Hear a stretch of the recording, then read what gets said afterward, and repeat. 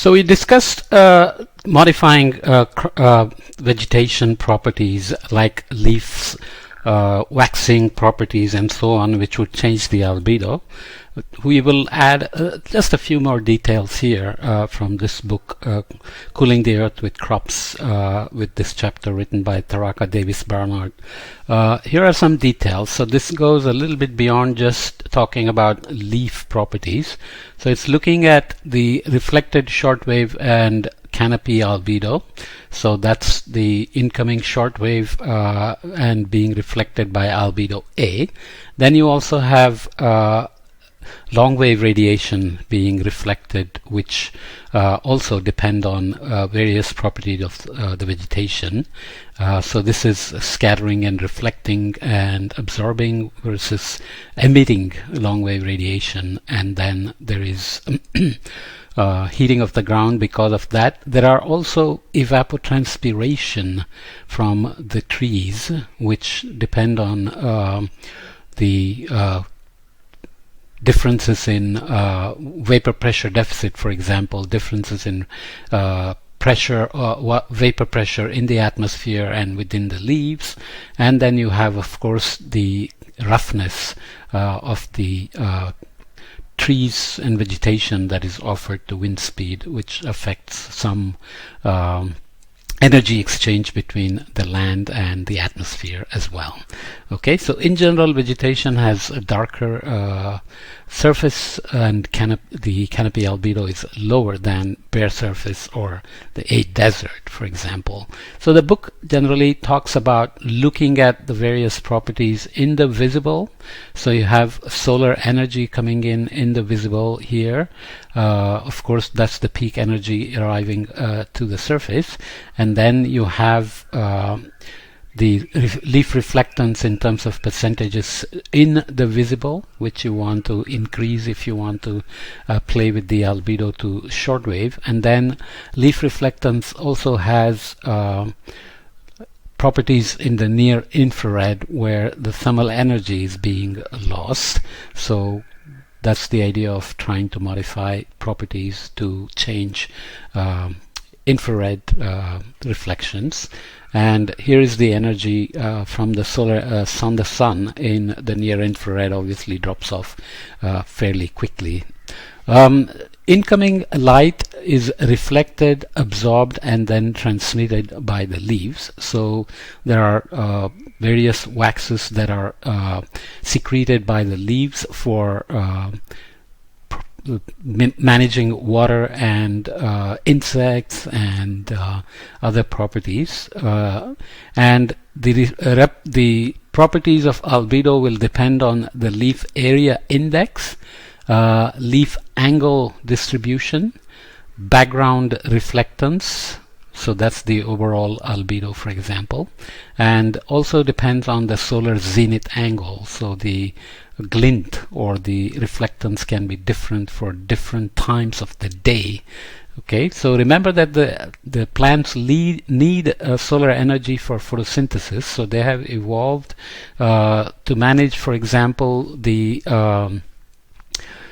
surface roughness by not necessarily aiming to change energy balance with the atmosphere, but they are competing for sunlight, for other resources, and this, once the transition happened from living in the ocean onto land, they had to develop hard structures so they could stand up. And once they could stand up and they started modifying the planetary boundary layer, they had to compete to get taller to be able to grab more sunlight. And then you need other properties like maximizing surface area to volume to harvest sunlight, stomatal conductance to open and capture CO2 without losing too much water vapor, which is extracted or supplied up from the roots, and so on and so forth. So lots of details exist, and that's what we are talking about here in terms of how their properties at long wave and shortwave are affected by leaf areas, leaf angles, canopies, leaf angle distributions, background reflectance, and so on. Okay, so that is the leaf reflectance, how bright or how dark it is, and the canopy morphology itself in terms of its shape and whether it's a tree that goes up straight or if it spreads, and so on and so forth. We looked at this model result in a previous podcast in the Planet Remade, and this is showing summertime statistically significant mean temperature decreases from a 0.04 increase in crop albedo. So you can see the temperature differences for June, July, August. There are places where it's cooled pretty significantly, including at places where there is not much crop area, because here you're looking at the crop area that's used to modify the crop albedo. So you can see that even in regions where there is not much crop area, you get changes in temperature because of modified albedo over crop areas. This is the non-local effect. And in the model results, we also saw that places like India ended up with soil moisture loss because of the changes in temperature. So there are dynamical changes which end up affecting rainfall distribution and soil moisture, which means crop yield is going to be affected. So obviously there is always the issue of avoiding unintended consequences. I will just add one little thing here from Klaus Lackner on the use of artificial trees. He argues about the role of artificial trees as a part of the geoengineering, and explains here briefly how his approach is different. So in our approach, the carbon capture is staged, and the output of the first stage is a stream with a low partial pressure of carbon dioxide that can take on several forms. Firstly, a stream of carbon dioxide with some water vapor and little other admixtures at a total pressure between 5 and 10 kilopascals, raising the temperature to about 45 degrees, increases the pressure. A stream of carbon dioxide enriched air or nitrogen or oxygen at ambient or subambient pressure with a carbon dioxide partial pressure of around 5 kilopascal, and clean bicarbonate solution produced by washing the loaded resin in a clean carbonate solution. The solution must be substantially free of other anions like sulfates or chlorides that otherwise it would deactivate the sorbent.